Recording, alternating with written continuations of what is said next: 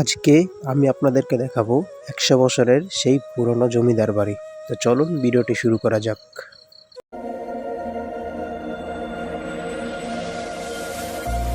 প্রিয় দর্শক, আসসালামু আলাইকুম। আমার সামনে দেখতেই পাচ্ছেন যে ১০০ বছরের পুরনো সেই জমিদার বাড়ি, যেটি অবস্থিত ২৫০০ থানার হাইজাদি ইউনিয়ন ইলুমদি গ্রামে। এই নিস্তব্ধ জমিদার বাড়িটি প্রায় ১০০ বছরের ইতিহাস বয়ে নিয়েও আজও দাঁড়িয়ে আছে।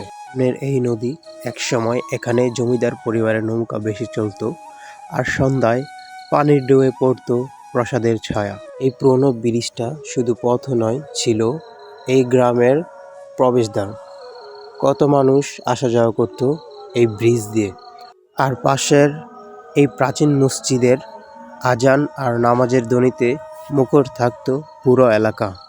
সময় বদলেছে, মানুষ বদলেছে, কিন্তু এই স্থাপনাগুলো আজও মনে করিয়ে দেয় আমাদের শিকড় কতটা গভীরে। ভিডিওটি ভালো লাগলে like, comment, share and subscribe করে আমার পাশেই থাকবেন।